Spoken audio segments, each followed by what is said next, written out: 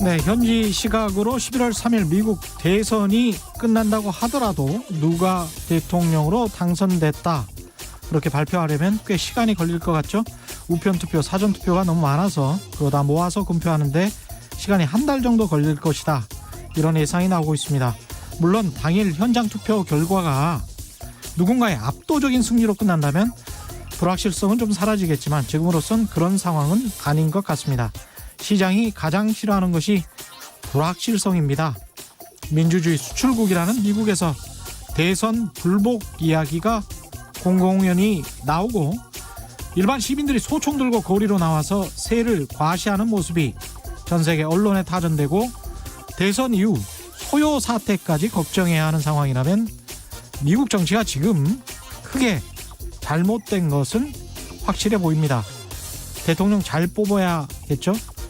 돈 많이 벌어줄 거라고 사기꾼 같은 사람 뽑았다가 나라 경제 전체를 말아먹을 뻔한 경우 세계 여러 곳에서 있었습니다.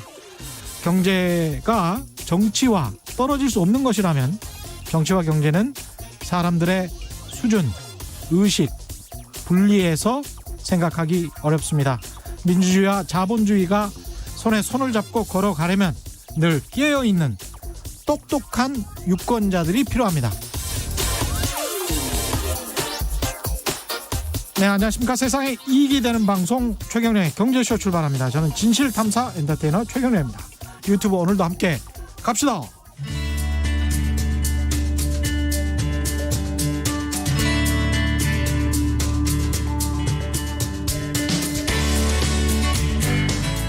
경제방송 아무거나 들으면 큰일 납니다. 듣고 또 들어도 탈이 나지 않는 최경영의 경제쇼. 예, 미국 대선이 우리 시간으로 오후 2시 시작됐습니다. 선거 결과에 따라서 미국 정치, 경제, 지형 변화는 물론이고 전 세계 국제 질서와 경제에도 많은 변화가 불가피한데요. 투표가 지금 진행되고 있는데 김학균 신영증권 리서치 센터장과 함께 미국 대선 이후에 국내외 금융시장 전망해 보겠습니다. 안녕하십니까? 네, 안녕하십니까? 예, 본격적으로 이야기 나누기 앞서 청취자 여러분께 날도 추운데 따뜻한 소식, 좋은 소식 하나 전해드리겠습니다. 최경영의 경제쇼에서 오늘부터 이번 주 금요일까지 매일 3분씩 12분 청취자를 선정해서 책을 선물해 드리려고 합니다. 지난주 목요일에 출연했었죠. KBS 박종훈 기자의 책 팬데믹 버블 속에서 부를 키우는 투자 전략, 부의 골든 타임이라는 책인데요. 나흘 동안 하루 3분씩 선정해서 방송이 끝난 후 개별적으로 문자 연락 드릴 테니까요. 짧은 문자 50원, 긴 문자 100원이 드는 샵 9730번으로 많은 참여 바랍니다. 예, 미국 대선 이후 국내 금융시장과 글로벌 금융시장 전망 시작해야 되는데요. 이게 지금 상당히 좀 무서운 게 지금 유튜브 댓글에도 미국에서 사재기가 이미 시작됐다는 루크님의 말씀도 있고 그러는데요. 약간 좀 불안해하는 거는 같습니다. 미국 사람들도. 그런 것 같습니다. 예. 뭐 서로 기본적으로 민주주의가 좀 승복이 되고 이제 이래야 되는데 그러니까요. 너무 이렇게 좀 각을 세우다 보니까요. 예. 오늘 뭐 조간신문을 봤더니 뉴욕인지 어딘지 기억은 안 나는데 소위 뭐 명품 샵에 예. 이 나무로 이렇게 펜스를 담을 쳐놨더라고요. 이제 폭도들의 어떤 아유. 약탈에 대비를 해서. 예. 그래서 아무튼 뭐 선거라는 게 민주주의의 축제라는 거 뭐 그냥 입에 발린 얘기처럼 했지만은 그렇죠. 미국은 조금 분위기가 좀 다른 것 같네요. 그렇죠. 예. 근데 이게 진짜로 뭐 트럼프 대통령이 그렇게 나가니까 만약에 뭐 정확하게 개표를 하려면 제가 오프닝에 말씀드렸습니다만 한 달 정도 걸릴 것 같은데 네. 우편 투표까지 그거 기다리지 않고 대충 현장 투표에서 이긴 것 같다. 네. 라고 하면 그냥 승리를 선언해 버릴 것이다. 이런 보도들이 예. 많이 나오고 있거든요. 그러니까 말입니다. 참 이게 독특한 리더십인데요. 근데 트럼프란 인물이 좀 예. 독특하긴 한데 예. 그 굉장히 좀 이제 미국 대선하면서 이런 말씀드린 게 적절할지 모르겠는데 우리가 전 세계에서 굉장히 독특한 리더십을 많이 보죠. 어떻게 예. 보면 소위 뭐 스트롱맨이라고 하는 그렇죠. 우리가 민주주의라고 하는 게 어떻게 보면 절차적인 어떤 그 절차 뭐 이런 것들 중시됐었는데 뭐 강한 나라들 보면은 푸틴 그렇죠. 이분 뭐 수십 년 앞으로 더 할 그런 플랜을 갖고 있잖아요. 예. 철권 통치 비슷하게 하는 거 아닙니까? 예. 시진핑도 마찬가지죠. 그렇죠. 예, 중국의 개혁 개방 이후로 이 지도부가 10년 가는 거잖아요. 그래서 예. 예년이라 그러면 시진핑이 2012년에 이제 정권을 집권을 했기 때문에 2017년 5년 하고 나서 이제 후계자가 결정이 돼야 되는데 예. 이건 뭐 약간 권력 집중이나 거의 예. 뭐 마오쩌둥 비슷한 어떤 자리에까지 가려고 하는 움직임이 있고요. 예. 우리가 얼마 전 경험했던 아베도 굉장히 독특한 리더십이죠. 타자에 대해서 배타적이고요. 예. 영국의 존슨 총리, 브렉시트 이런 거 다 마찬가지거든요. 예. 저는 그래서 이런 리더십이 나오게 된 배경이 뭔가라고 생각을 해보면 내부적으로 안 풀리는 문제가 있는 것 같아요. 제 예. 생각엔 이것이 포괄적으로 보면 불평등이라고 말하고 싶어요. 내부적으로 불평등이란 문제가 안 풀리다 보니까 자꾸 외부에 적을 만드는 거죠. 트럼프는 야, 중국인들이 너네 러스트벨트에 일자리를 뺏어가는 거야 이렇게 하는 것 같고요. 예. 저는 뭐 그 일본이 아베가 들어와서 별의별 일 다 했거든요. 뭐 엔화 약세도 만들어보고 다 했는데 저는 아베노믹스는 실패로 돌아갔다라고 보는 쪽입니다. 뭐 인플레 잘 안 생기고요. 정부 부채만 늘고 예. 중앙은행이 그냥 온갖 뒤치다거리라는 관치 경제로 바뀌었는데 뭐 브렉시트도 마찬가지잖아요. 뭐 굉장히 논란이 많지만 먹고 살기 힘든 거 이민자들 때문이야라는 시각인 것 같거든요. 예. 그래서 이게 뭐 트럼프라는 거 하는 인물이 매우 좀 독특한 인물이긴 한데 각자가 좀 이런 좀 안 풀리는 문제를 외부 타자의 적을 찾아서 좀 배타적으로 하는 이런 일련의 움직임이 있는 것 같은데 포괄적으로 보면 이게 내부적인 불평등의 문제가 아닌가 좀 그렇게 보고 있습니다. 이게 대선 변수가 굉장히 많긴 한데 네. 대략 이제 한 달쯤 후에나 나올 것 같다. 이거는 아유 가장 나쁜. 예. 가장 안 좋은 겁니까? 그 어쨌든 뭐 새로운 정부가 만들어지고 예. 그의 리더십을 좀 인정을 하고 하면서 가야 되는데 예. 이게 뭐 금융시장이 통상적으로 이게 뭐 그 불확실성 가장 나쁘다 뭐 이렇게 뭐 얘기할 수도 있지만 예. 지금은 코로나 이후로 민간이 돌아가는 활력은 완전히 지금 뭐 약해졌고요. 어느 나라나. 예. 다 정부가 재정 지출을 늘리면서 뭔가 경기를 지탱하는 거거든요.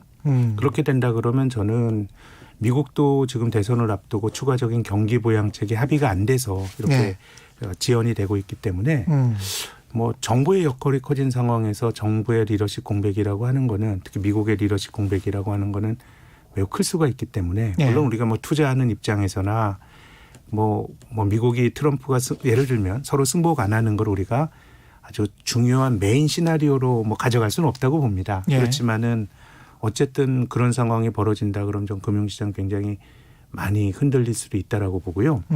크게 보면 코로나 이후로 정부의 역할이 커졌지만 저는 뭐 조금 더 거슬러 올라가면 글로벌 금융위기 이후로 이제 뭐 민간이 가진 시장이 가진 역할보다는 중앙은행과 정부의 역할이 커졌는데요. 글로벌 금융위기 이후에 이제 역사를 보면 2008년 금융위기 직후에도 이제 리먼 브라더스가 파산한 다음에 당시에 이제 부시 행정부였죠.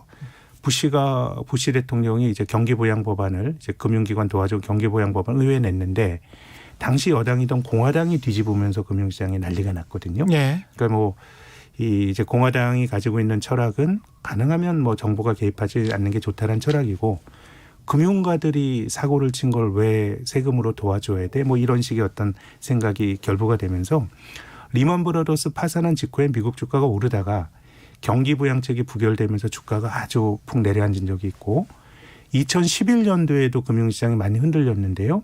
그때도 이제 미국의 그 국가 부채 한도를 둘러싸고 공화당과 민주당이 굉장히 대립하는 그런 쪽에서 합의가 안 이루어지면서 미국 국가진흥등급 떨어지고 금융시장 2011년 8월에 금년 3월과 거의 비슷한 정도의 그런 어떤 호러물을 보게 된 거거든요. 호러물. 예. 예. 근데 이제 코로나 된 이후로는 어쨌든 뭐 정부의 역할이 이게 뭐 좋건 나쁘건 간에 정부 재정이 가진 역할이 굉장히 커지고 있기 때문에요. 그래서 뭐 어떤 식으로든지 간에 어쨌든 결론이 나고 새로운 리더십이 좀 모두가 동의하는 가운데 만들어지느냐가 저는 뭐 가장 중요할 것 같습니다. 주식하는 입장에선 뭐 트럼프가 되고 바이든이 되고 하게 되면은 뭐 이제 좀 호재가 될 수 있는 영역 또 악재가 될 수 있는 영역 나눠질 텐데 그거보다는 제 생각에는 뭐 어쨌든 좀 그 정치적인 마무리가 깔끔하게 이루어지는지 여부가 예. 가장 중요한 것 같습니다.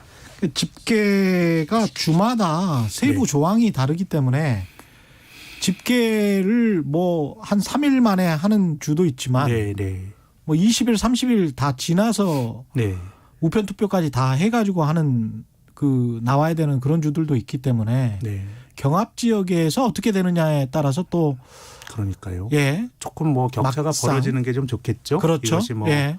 누구도 승복하기 힘든 어떻게 보면 이제 미국의 2000년도 엘고어는 아들 부시에게 플로리다에서 양보를 했잖아요. 그렇죠. 근데 이제 그것도 서로 상대방에 대해서 좀 이제 존중하고 예. 인정할 수 있는 리더십이라 그런 일이 벌어질 수가 있을 텐데 예. 이제 트럼프의 경우에는 공공연하게 뭐 조금 뭐 불복의 의사를 비추기도 하는데 예. 사실 민주당 입장에서도 이번에 애매하게 나오면은 누가 바이든에게 그 미국 민주주의를 위해서 포기하라고 얘기를 하겠어. 그렇게 말하기 힘들기 때문에 그렇죠. 지금은 좀 어쨌든 결과가 명확하게 나눠지는 게 좀 중요할 것 같은데 예. 우리 시간으로는 이제 미국의 동쪽에 있는 쪽이 이제 시차가 빠르니까요. 예. 플로리다가 8시에 이제 한국 시간 내일 오전 8시에 선거가 끝나게 됩니다. 예. 그래서 뭐 한 9시 10시가 되면 요즘 뭐 플로리다, 노스캐롤라이나, 펜실버니아 이쪽이 뭐 러스트벨트, 썬벨트라고 해서 격전 지역인데요. 예.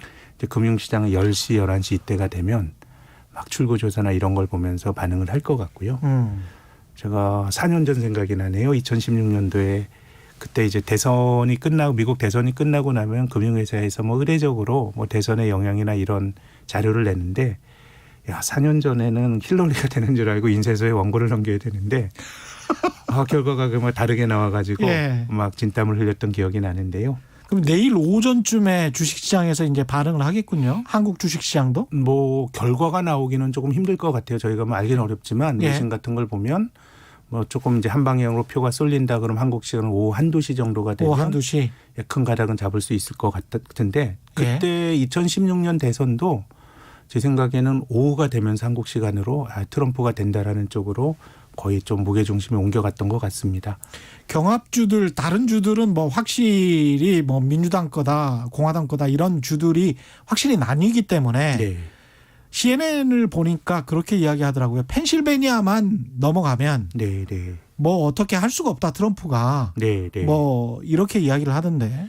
예. 펜실베니아도 좀 그 개표가 예. 우리 시간으로 한 오전 개표가 아니라 투표 종료가 우리 시간으로 한 9시 반인가? 예. 굉장히 좀 일찍 끝나는 쪽이니까요. 예. 그래서 뭐 그쪽 개표가 진행이 되면서 금융시장은 뭐 정확히는 뭐 내일 돼봐야 알겠지만 어느 정도 좀 뭐 가닥을 잡을 수는 있을 것 같네요. 알겠습니다. 이 상하원 선거도 지금 같이 네. 진행이 되는 거죠? 네. 만약에 민주당이 뭐 싹쓸이를 해서 DDD가 되면 네. 오히려 확실하게 뭔가 하고 싶은 대로 할 수 있어서 네. 주식시장 입장에서나 세계 경제 입장에서는 그게 더 나은 거 아니야 그렇게 말하는 사람들도 있던데 어떻게 보십니까? 제 생각에 이번은 만약에 이제 바이든이 집권한다 그러면은 예. 의회를 민주당이 가져가냐 안 가져가냐가 굉장히 중요할 것 같아요. 예. 뭐 이렇게 단순화시켜서 말하면은 조금 뭐 이렇게 다르게 해석하실 분도 계시지만은 기본적으로 이번에 미국의 경기 부양책을 보면은요. 한국의 정서라 그러면 여당은 돈을 더 쓰자 그러고 예. 야당은 뭐 왜 그렇게 돈 많이 쓰냐 하는 게 우리의 정서거든요. 그게 이제 여야가 어떤 이데올로기에 따라서 그런 게 아니고 네. 위치 여당이냐 야당이냐에 따라서 매일 바뀌잖아요. 바뀌죠. 그게. 예. 근데 우리 정서인데 예. 이번에 미국에서 논의가 되는 경기 부양책은 야당인 민주당이 더 많이 쓰자 그러고요. 그렇죠. 하원에서 그걸 통과해 가지고 상원으로 넘겨버렸는데 예. 여당인 공화당은 그 쓰자는 거에 반대하는 쪽입니다. 맞습니다. 예. 그러니까 이게 어떻게 보면 미국의 민주당과 공화당의 그 철학의 차이가 어떻게 보면 이제 공화당은 가능하면은 정부가 개입하는 게 안 좋은 거고 그렇죠. 시장에 맡겨두자란 주의거든요. 예. 그럼 트럼프 대통령이 공화당 행정부일 때는 사실 저는 정부가 조금 덜 열심히 해서 미국 경제가 좀 덜 좋아졌다라고 해석하는 쪽이에요. 예. 인프라 투자 같은 경우는요. 예. 지금도 이제 트럼프 대통령이 당선이 되면 뭐 미국의 인프라 관련주가 좋을 것 같다라는 분석도 나오지만 4년 전에도 그랬습니다. 트럼프가 인프라 투자 공약이 굉장히 규모가 컸거든요. 예. 근데 4년 전에 미국의 인프라 조직 산 사람들은 별로 돈을 못 벌으셨을 거예요. 투자도 안 이루어졌고.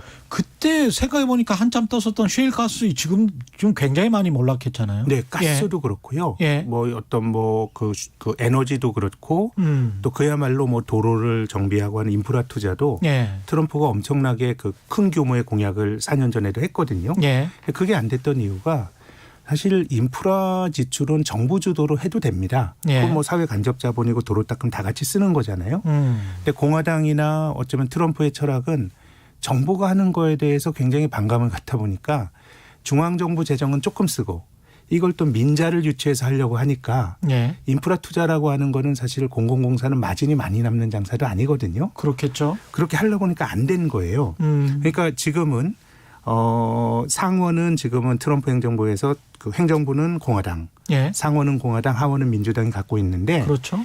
기본적으로 정부가 많은 것을 안 하려고 하는 정부에선 사실 의회 비토권이나 이런 게 별로 중요치는 않은데요.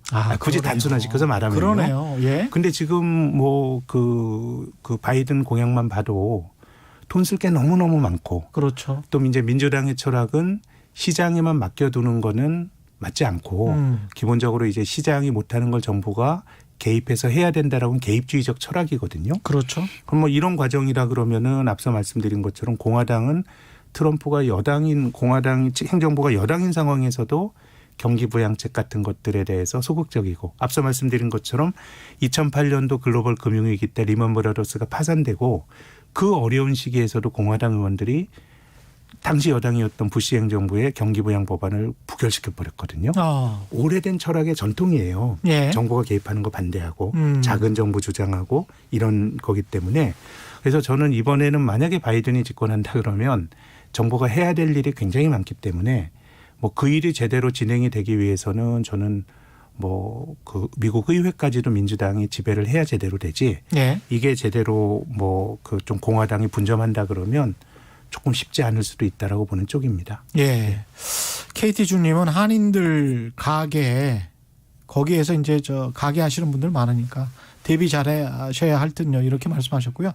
333님은 남의 나라 대선에 우리 운명을 바라보고 있다는 것 자체가 화가 난다.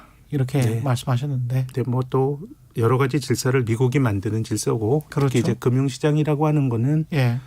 뭐 소위 뭐 앵글로색슨이라고 하는 영미식 자본주의 룰 우리가 따르는 거고 예. 또 돈과 돈이 한국에서 투자하는 사람 한국 주식 가지고 있는 3분의 1 이상이 또 외국인이고 예. 뭐 그렇기 때문에 예. 뭐 사실 투자하는 입장에서는 뭐 영향을 안 받을래 안 받을 수가 없는 것 같습니다. 예. 송유성님은 다국적 국가인 미국이 인종 갈등으로 구심점을 잃어가고 있습니다. 미국 사회가 혼란이 되면 우리나라도 금융시장이 불안합니다. 현명한 투자 여부 조언 부탁합니다. 오늘 그 이야기 하려고 하는 거고요. 인종 갈등으로 구심점을 잃어가고 있다고 하셨는데 이 말씀도 맞고 아까 지금 말씀하신 사실은 불평등, 경제적 불평등이 사실 인종 갈등의 어떤 선을 따라서 지금 움직이고 있는 거지 않습니까? 네. 흑백 갈등이 사실은 경제적 불평등의 갈등이잖아요, 이게. 뭐 그렇게 볼 수도 있죠. 예. 불평등의 관점에서 볼 수도 있죠. 예. 뭐 오바마라고 하는 뭐 어떻게 보면 흑인이 대통령이 되면서 또 민주당 자체가 어떻게 보면 조금 더 뭐랄까요 좀 자유주의적이고 리버럴한 측면이 있는데요. 이제 트럼프는 그러더라도 이제 미국이 가져왔던 진보의 가치 예. 이런 것들이 많이 좀 후퇴된 측면이 있는 것 같습니다. 예.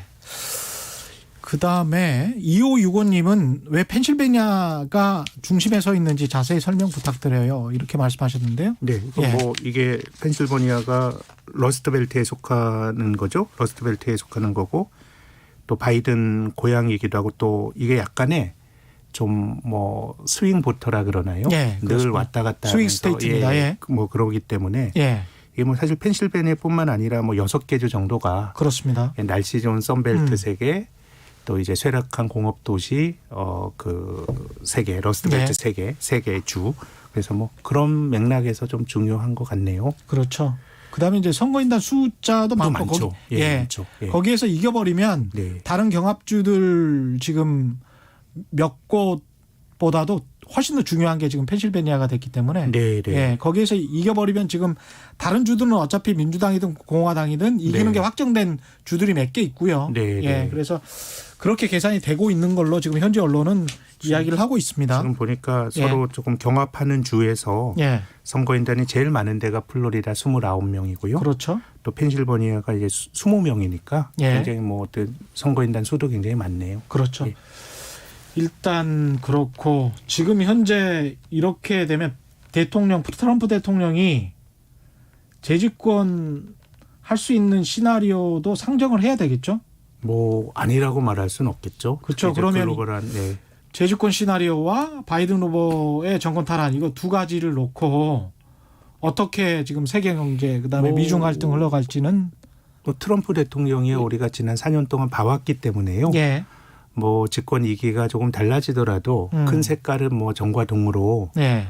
뭐 해석할 수 있는 것 같고 우리가 바이든에 주목하는 이유는 예. 뭐 지금 여론조사에서 뭐 앞서가는 것도 있습니다만 그것이 변화이기 때문에 그런 것 같습니다. 근데 제 생각에는 크게 바뀔 게 있나 이런 생각은 좀 드네요. 특히 이제 그래요? 미중 갈등은 뭐 민주당이 집권을 하더라도 예. 굉장히 이제 중국에 대한 적대감들은 미국인들 스스로가 조금 중국에 대한 어떤 여론조사나 이런 걸 보면은 좀 적대적인 감정이 높아진 것 같고 예. 그리고 이제 미중 갈등의 어떤 축이 트럼프 들어와 가지고 굉장히 좀 돌출된 것 같지만은 이전에 집권했던 민주당 오바마 행정부 때부터도 뭐 미중 간의 갈등은 굉장히 뭐 그때부터 좀 시작이 됐다고 봅니다. 예. 오바마 2기가 2013년에 출범하면서 그때 오바마 행정부의 외교 슬로건이 피보트 아시아였죠. 그렇죠. 아시아로 예. 기원하면서 중국과 각을 세우고 뭐 그 당시만 하더라도 미국은 조금 지는 해 금융위기에 지는 해 중국은 우기를 승천하는 새롭게 떠오르는 용 같은 그런 느낌이 있었어요. 그렇습니다. 그래서 중국도 미국 주도 질서에 대해서 많이 도전을 했죠. 이를테면 뭐 월드뱅크에 대응해서 아시아 인프라 투자은행 만들었고 예전에 미국이 2차 대전 직후에 했던 마샬 플랜에 대비해서 1대1로도 했고 예. 뭐 여러 가지 갈등이 이미 그때부터 시작이 됐었고 저는 지금도 기억나는 게 한 2014년 정도인가 오바마 대통령이 했던 말인데요. 예. 중국과 같이 그 글로벌 질서를 지키지 않는 나라가 이제 국제 질서의 주도권을 쥐게 해서는 안 된다라고 하는 좀 외교적인 언사는 직설적인 언사로 했었거든요. 오바마 대통령이 예, 그랬었죠. 그리고 또 리쇼어링 정책이라고 하는 이제 그 제조업을 미국으로 돌리는 정책도 그렇죠. 뭐 트럼프 행정부 때 여러 가지 뭐 그 징벌적 규정을 조사한 것도 있습니다만은 그 말 자체가 나온 게 2013년 오바마 대통령 때입니다. 예. 이제 글로벌 금융위기를 겪고 나서 야, 미국이 금융이 부가가치가 높다 그래서 이렇게 성장을 했는데 야, 지나고 났더니 그 실체라는 게 너무도 약했던 것이죠. 그래서 제조업 진흥책이란 것도 오바마 때 있었기 때문에 제 생각에는 미중 간의 갈등이 가장 본질적인 갈등이 뭐 그 설사 이번에 민주당이 집권한다고 해도 달라질 것 같지는 않고요. 예. 다만 그 양태가 뭐 관세를 올리고 뭐 이런 것이 아니라 또 이제 민주당이 잘하는 게 뭐 환경 규정 혹은 뭐 인권. 예. 예를 들면은 노동 조건 열악하고 이런 것도 인권의 관점에서 보면은 또 이제 징벌을 가할 수가 있는 거거든요. 예. 뭐 그런 쪽인 것 같고 뭐 화웨이나 이런 기술 기업에 대한 규제는 이건 뭐 공화당 민주당의 문제가 아닌 것 같습니다. 일단 명분은 중국이 공정하게 경쟁하지 않는다. 예. 뭐 보조금이라든가 이런 걸 받으면서 공정하게 경쟁하지 않는다가 명분이고 뭐 내심으로는 이제 어떤 기술의 어떤 그런 그 어떤 중국의 기술 그 탈취라든가 아니면 어떤 기술에서 경쟁과 관련된 위기감이 있는 것 같고 특히 이제 코로나를 겪으면서요. 올해 중국은 플러스 성장이 거의 뭐 확실시 되잖아요. 조금이라도. 예. 근데 미국은 역성장이에요. 예, 그렇죠. 그래서 어떻게 보면 뭐 이제 소위 뭐 G2라고 하는 개념에 대해서 동의하지 않는 사람들도 많습니다만은 미국과 중국의 GDP 격차가 이제 굉장히 빠른 속도로 또 축소가 될 여지도 있거든요. 그렇죠. 그래서 미국인들이 가진 본질적인 중국에 대한 공포감 이런 것들이 사라질 것 같지는 않기 때문에 예. 제 생각에는 본질적으로 미중 관계의 변화가 있기는 좀 힘들지 않을까라는 생각은 갖습니다. 장기 전망은 그 정도로 하고요. 당장 대선이 끝나고 네. 내일부터 미국 국회가 시작되는 1월 정도까지 네. 만약 한 달 정도를 대통령을 결정하지 못하게 되는 네. 그런 상황이거나 네. 하여간 불확실한 상황이 계속된다면 네. 그때 미국 주가는 어떻게 되는 앞서 건가요? 말씀드린 것처럼 예. 2008년 글로벌 금융위기의 그 2막은 예. 1막은 리만 브라더스 파산이고 예. 2막은 미국 의회에서 경기 부양책의 그 부결이었고요. 예. 2011년 8월 달 글로벌 증시 급락의 원인도 어떤 공화당 민주당의 갈등인데 예. 만약에 이번에 그 갈등의 기조가 만들어진다 그러면 미국 대선 이후로 이전에 나타났던 두 번의 갈등과는 저는 비교도 안 될 것 같습니다. 이건 그러네요. 뭐 서로에 예. 대한 기본적으로 존중이나 경쟁자로서의 존중이 없는 거기 때문에요. 뭐 저는 뭐 물론 누차 말씀드립니다만은 그 투자자 입장에서 그런 일이 벌어질 거다라고 하는 것을 일종의 어떤 가장 주된 가정으로 볼 수는 없어요. 없지만은 예. 그런 일이 벌어진다는 전제로 보면 예. 전 미국 주가 굉장히 많이 빠질 수도 있다라고 봅니다. 한국 주가는 연금 부자 대기님과 7060님 뭐 이런 분들은 여하튼 내일부터는 미국과 국내 주식 시장은 상승장 예상해 봅니다. 맞나요? 뭐 이렇게 뭐 그럴 수도 있죠. 예. 뭐 그럴 수도 있죠. 다만 이제 불확실성이 제거가 된다면 또 뭐 주가도 많이 올랐고 예. 다만 저는 이제 주식 시장이 벌어지는 양태가 앞서 말씀드린 것처럼 뭐 투자하는 입장에서 너무 좀 이제 얘기지만 뭐 불평등이라든가 이런 문제가 뭐 쉽게 풀릴 문제는 아닌 것 같고 그럼요. 예. 또 주가가 또 많이 올랐습니다. 어쨌든 뭐 논란이 많지만은 그렇죠. 미국 주가 많이 미국도 올랐고 그렇고, 이미 한국도 전체적으로 그렇고. 자산 시장은 좋았기 때문에 예. 제 생각에는 정치적 불확실성이 있는 것보다는 호재인 건 맞는데 뭐 이 자체로 주가가 지금 뭐 또 누가 되더라도 빅테크 기업에 대해서는 또 규제를 또 한다고 하니 예. 오히려 시장의 색깔이 조금 바뀌지 않을까 시장의 색깔이 바뀐다. 그런 생각이 드는 것이요. 주도주가 바뀔 수 있다. 그렇죠. 특히 예. 바이든이 되게 되면 앞서 말씀드린 것처럼 미국의 민주당은 굉장히 개입지향적인 정권이다라고 말씀을 드렸거든요. 예. 그럼 이제 정부가 많은 걸 하려 그러는데 저는 지금 뭐 소위 말한 자본주의 블록이 직면해 있는 어려움은 뭐냐면 정부가 뭘 해야 되는 정부가 할 게 없어요. 예. 이게 정부가 뭘 할까요? 우리나라도 우리 정부에서 일자리 만들고 이런 부분들에 대해서 뭐 고용 지표가 좋아진 건 60세 이상 일자리거든요. 그래서 아니 뭐 우리가 오래 살고 하는데 60세 이상 일자리를 만드는 것도 중요하다. 당위적으로 전 뭐 그런 선택할 수 있다고 봐요. 예. 또 그렇지만 반대로 다르게 해석하는 거는 30, 40대 일자리가 생겨야지 60대 이상 일자리가 좋은 일자리로 보기는 어렵거든요. 예. 그러니까 자본주의가 성숙하면 정부가 할 게 없어요. 정부가 할 수 있는 시대는 뭐냐면 저는 이걸 도시화라고 말씀드리고 싶습니다. 예. 이 자본주의 역사는 도시화의 역사거든요. 예. 이 봉건제는 기본적으로 지방 분권적인 세상이죠. 농촌에서 각자 영주하에서 농사를 짓는 겁니다. 예. 근데 자본주의는 공장 노동을 해야 되는 거니까 도시로 집중을 해야 되거든요. 그래서 농촌에서 빠져나온 사람들이 도시에 있는 공장으로 가는 과정이 거칠게 말하면 저는 도시화라고 생각합니다. 예. 도시화가 진행되는 과정에서는 정부가 할 일이 너무너무 많습니다. 뭐 도로도 닦아야 되고 예. 학교도 지어야 되고 이게 바로 인프라거든요.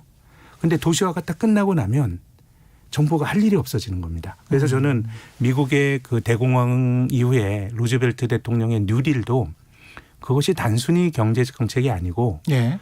또 사회적인 굉장히 진보적인 대타협이었다라고 하는 지적도 맞는데 경제를 보는 제 입장에서는 그런 대타협이 있었던 경제적 기반도 뭔가 도시화할 수 있는 여력이 있었던 거예요. 미국의 그 고속도로 같은 거 그 착공 시작된 게 1950년대고요.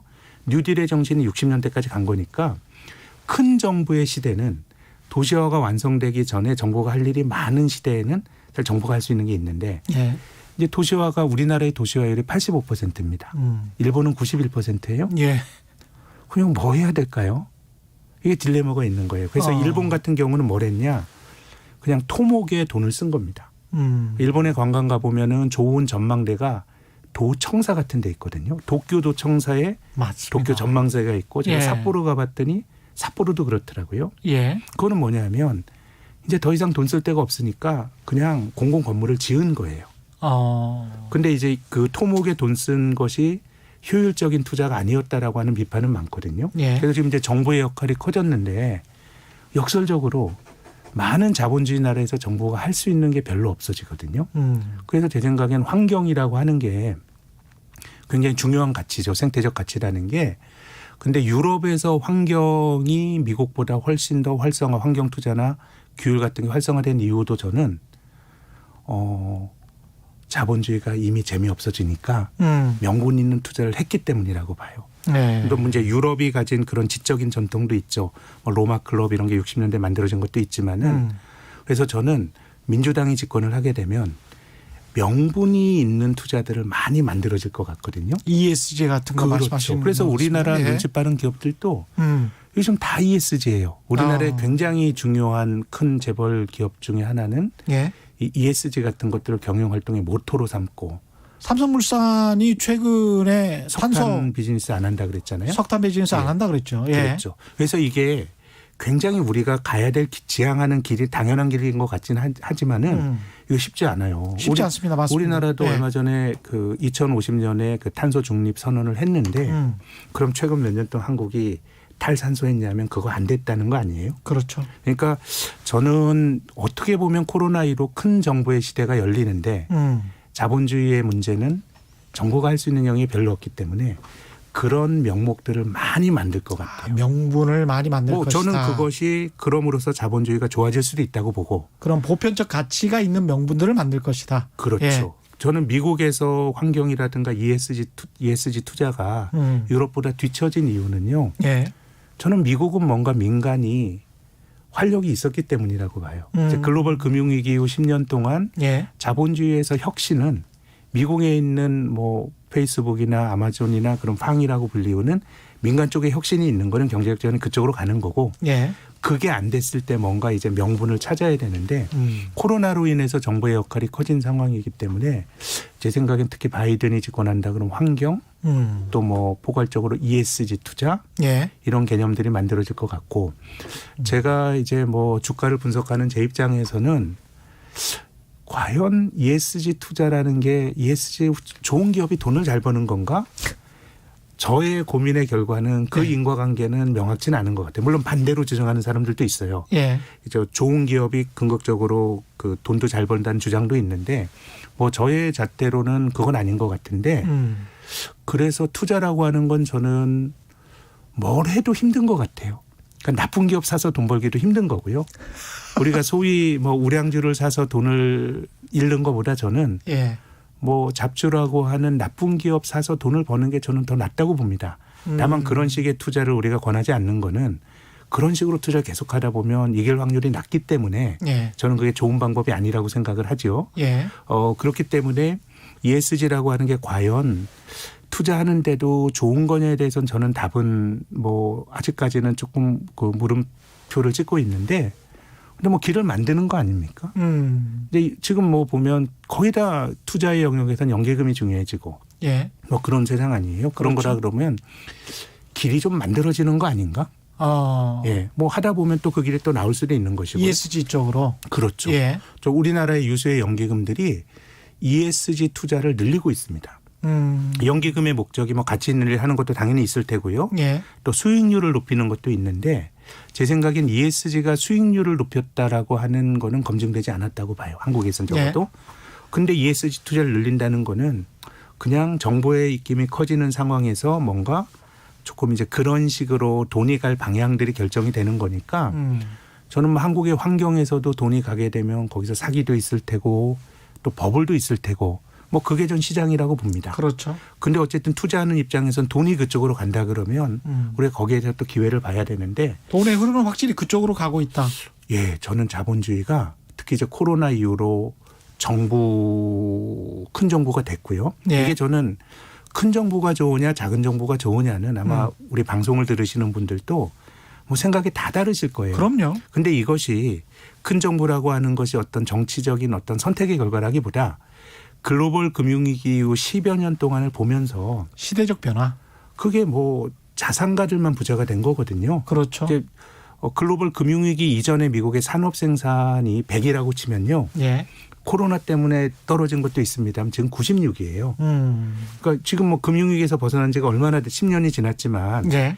적어도 실물 경제 생산은 그때 못 미치는 거예요. 예. 근데 주가와 집값만 지금 올라간 거잖아요. 그렇죠. 그래서 뭐 사실 어떤 정책이더라도 뭐 주택이라든가 주식시장 떨어지는 거를 좋아하는 정책은 없겠지만 이건 뭔가 균형이 맞아야 되는 거고 특히 그렇습니다. 균형이라고 하는 거는 자산에 대한 투자는 기본적으로 그 속성이 저는 주식은 소액으로 할 수 있어도 저는 그래서 좋은 투자라고 생각하지만 예. 기본적으로 있는 사람이 자산을 사는 거거든요. 예. 돈이 있어야 주식을 하는 거잖아요. 그래서 이 자산 가격이 올라가게 되면 기본적으로 이 부의 불평등이나 이런 커질 수밖에 없기 때문에 예.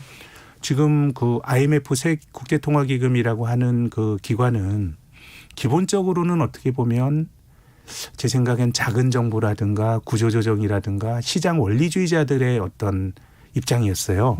근데 IMF마저도 정부가 재정 지출을 늘리라 이런 얘기한 게 예. 금융위기 이후로 나타났던 경제적 자원의 실물 경제와 자산시장의 괴리를 전 지적했다라고 봐요. 그래서 IMF의 지적도 정부가 돈 쓰면 정부가 똑똑하냐? 이건 모르죠. 저는 예. 뭐 공무원들이 경제적 자원을 낭비할 수 있다고 봐요. 또 그런 것들을 잘 감시하고 해야 될 영역도 있다고 보는데 문제는 그런 일이 벌어진 게 큰 정부를 주창하는 사람들의 정치적 선택이라기보다는 예. 10년 동안 놔뒀더니 이 불평등이 커지게 되니까 정부 보고 하라는 게 예. IMF와 같은 기관의 권고인 것 같거든요. 그러면은 뭐 이미 코로나 이전에도 그런 움직임이 있었는데 코로나가 생기면서 완전히 무게중심이 기울어져 버린 거 아닙니까? 그렇죠. 우리나라에서도 기본소득이라고 하는 거에서 논란이 많은 주제였는데 지금도 뭐 보편적 기본소득은 논란이 많지만 전 국민이 정부로부터 돈을 받은 경험을 했어요. 그렇죠. 근데 그거는 뭐 옳고 그르고 논란의 문제가 아니라 코로나 하면서 완전히 무게중심이 간 거거든요. 예. 그렇기 때문에 이제는 뭐 제 생각에는 앞으로의 세상은 정부가 뭘 할 거냐를 좀 잘 봐야 될 것 같고 민간에서 혁신이 좀 빅테크인데 그 규제가 들어오잖아요. 그 규제에 대해서 저는 뭐 다르게 생각할 수 있어요. 혁신의 뭐 싹을 꺾을 수도 있다라고 볼 수도 있습니다. 뭐 그냥 할 수 있죠. 그렇지만 그런 게 왜 나오냐면 아까 말씀드린 것처럼 자산시장과 실물경제의 괴리가 존재하는데 이 자산시장 내에서도 모두가 좋았냐. 뭐 한국에 주식하시는 분들에게 뭐 주가지수가 지금 2,400이면 결국은 2,300이면 낮은 수준이 아닌데 모든 게 좋았냐면 그건 아니거든요. 그렇죠. 특정 영역만 좋았고 그걸 좀 좁게 보면은 소위 미국의 빅테크와 그 유사한 비즈니스를 하는 쪽만 좋았던 거예요. 그래서 저는 뭐 이런 규제 반독점에 대한 논의나 이런 것들이 다른 주장이 있을 수 있겠습니다만은 전 정책하는 입장에선 정책은 약자의 편에 설 수밖에 없다고 생각을 해요. 예. 그렇게 본다 그러면 민간에서 혁신이 있었던 쪽은 공격을 받고 있는 거거든요. 예. 그렇게 된다 그러면 앞으로의 경제의 그림은 정부가 그려나가는 거고 정부가 명분을 찾는다 그러면 제 생각에는 환경이라고 하는 건 우리가 전통적으로 예. 하는 기업 분석의 투자의 툴을 가지고도 분석을 해서 종목을 고를 수도 있는 것 같고 또 그 포괄적으로 ESG라든가 그런 쪽에 대해서는 우리가 투자의 기회에서 조금 개방적으로 예. 우리가 좀 받아들일 필요가 있지 않을까 생각합니다. 예. 서양훈님은 저는 주린이라서 엄밀히 말하면 기저귀 찬 아기. 뭐. 네. 예. 주식 어린이가 아니고 아기. 질문 드려봅니다.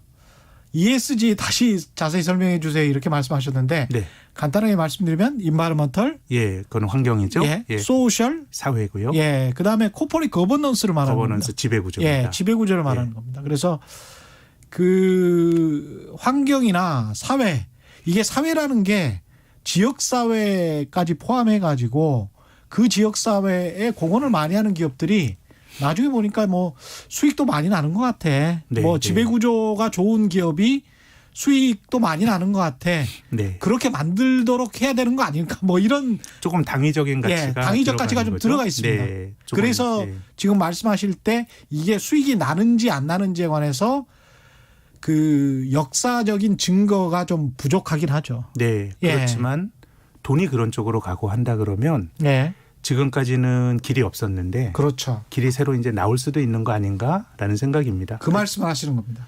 0449님은 간접선거 승자 독식의 미국 선거 방식이 어떤 장점이 있길래 이렇게 전통적으로 고집하는지 물어보셨는데 선거인단 제도를 제가 그래도 정치외교학과 나와가지고요. 선거인단 제도를 찬성하는 사람들은 이렇게 생각하시면 돼요.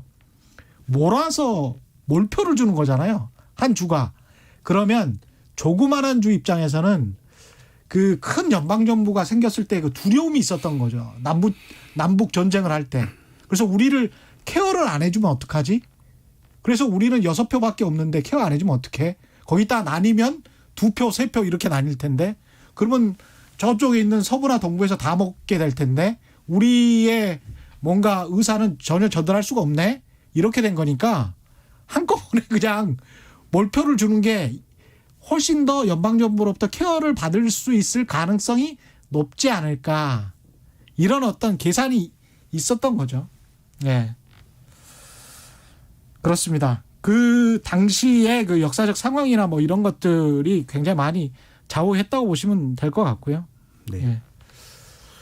그 다음에 산업통상자원부가 이제 수출 동향을 발표했는데 네. 이거는 전반적으로 회복세라고 봐야 됩니까? 뭐 회복세죠. 수출이 예. 뭐 2분기에는 마이너스가 났다가요. 예. 9월은 전체 수출도 플러스고 10월 수출은 뭐 한 달 동안은 전년 동기 비해서 조금 줄어들었지만 예.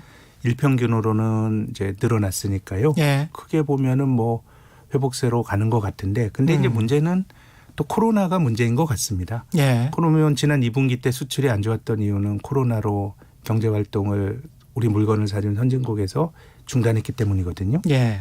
근데 지금 코로나가 다시 또 이제 그 확진자 수가 늘어나면서 유럽에서도 좀 그 경제 활동 중단하는 예. 약간의 이제 봉쇄 움직임이 있으니까 회복이긴 회복이나 이게 코로나에 휘둘리는 변수이기 때문에 조금 그렇게 좋은 건 아닌 것 같고요. 예. 이게 좀 연속성을 가질지는 아직 확신하기는 힘들 것 같고 그래서 뭐 여론조사에서 바이든이 앞서니까 바이든이 된다고 가정을 했을 때 생각을 해보면 미국이 지금보단 코로나에 대해서 조심할 수가 있는 거죠. 앞서서 제가 이제 공화당이 경기부양책도 반대하고 기본적으로 작은 정부를 주장한다고 말씀드렸는데 예.